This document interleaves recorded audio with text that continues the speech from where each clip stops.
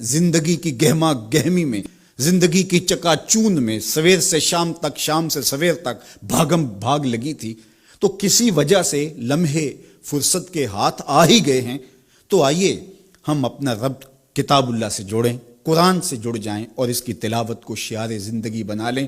گر تو می خواہی مسلمہ زیستن، نیست ممکن جز بقرآن زیستن۔ اگر تو مومن بن کے، مسلمان بن کے جینا چاہتا ہے تو قرآن کے بغیر تیرا ایک لمحہ بھی نہیں بیت سکتا۔ تو اس کتاب کے ساتھ ہمیں وابستہ ہونا چاہیے، روزانہ 1-2 پارے خود بھی پڑھنے چاہیے اور اپنے بچوں کو بھی اس کی ترغیب دینی چاہیے۔ روزانہ ہماری صبح کا آغاز تلاوت کلام مجید سے ہو تو زندگی کتنی خوشگوار، پر نور، تاباں اور منور ہوگی۔ تو اس موقع پر میں مشورہ دوں گا کہ کتاب اللہ کے ساتھ جڑ جائیں اور یہ کتاب دیکھنا کہ کیسے موتی اچھال کے تمہاری گود میں ڈالتی ہے اور اللہ کی قربت کا ذریعہ ہے، ہمیں زندگی گزارنے کا اسلوب دیتی ہے اور حیات آفرین کتاب ہے۔ تو اس کے ساتھ ہمیں جڑنا چاہیے اور اس موقع سے ہمیں بھرپور فائدہ حاصل کرنا چاہیے۔ ایک بات میں یہ بھی عرض کرنا چاہوں گا کہ اس موقع پر خاص طور پہ ہمیں تھوڑا سا اپنا محاسبہ کرنے کے لیے بھی وقت مل گیا ہے۔ ہم اللہ کی معرفت حاصل کریں، اپنی زندگی کے مقصود اور مدعا کو سمجھیں کہ ہم کیوں تخلیق کیے گئے اور ہمیں فہم و فراست اور عقل و خرد سے کیوں نوازا گیا۔ تو وہ مقصد اگر ہم نے نہیں پایا تو اس موقع پہ ہمیں اپنا محاسبہ کر کے غور کرنا ہوگا اور اپنی زندگی کی راہوں کو درست کرنا ہوگا۔ اللہ کے حضور رجوع کریں، سچی توبہ کریں۔ ابھی تو ہم نے سوشل میڈیا پہ مختلف لوگوں کی موت کے رقص کو دیکھا، ہم نے الیکٹرانک میڈیا کے اوپر مختلف ممالک کی خبریں دیکھیں اور دل لرزنے لگے، اور جب اپنی آنکھوں کے سامنے ان لوگوں نے یہ مناظر دیکھے ہوں گے تو کیا عالم ان کا ہوگا اور کیا کیفیت ان پر بیتی ہوگی اور کس کرب سے، کس اذیت سے وہ گزرے ہوں گے۔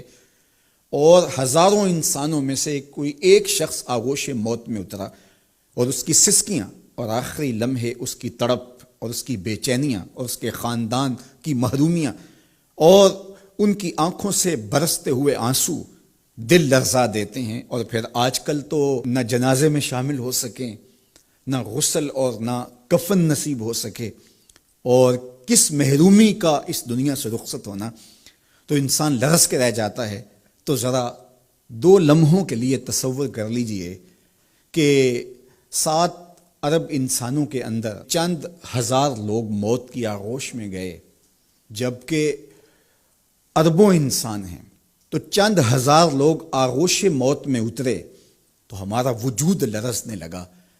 تو وہ لمحہ کتنا دردناک ہوگا جب یہ زمین بھی لپیٹی جا رہی ہوگی، جب آسمان بھی لپیٹا جا رہا ہوگا اور ہر ذی روح اس دنیا سے رخصت ہو رہا ہوگا، اور خوف قیامت اور قیامت کا وہ زلزلہ، وہ جھٹکا، اپنے اطراف میں دائیں بائیں آگے پیچھے لاشیں گرتی نظر آئیں گی، اور پھر جسموں کے پرزے اڑتے ہوئے دکھائی دیں گے۔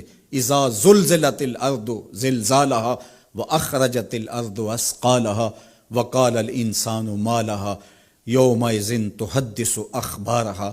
وہ داروگیر کے لمحے، وہ ایک خوفناک چنگھاڑ اور چیخ، وہ ایسا دن ہوگا کہ ہول قیامت سے پیدا ہوتے ہوئے بچے کے بال سفید ہو جائیں گے۔ وہ اتنا دردناک لمحہ ہوگا۔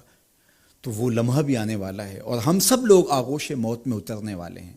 اگر اس وبا سے میں اور آپ بچ کے نکل بھی جاتے ہیں تو کیا موت سے ہم بچ پائیں گے؟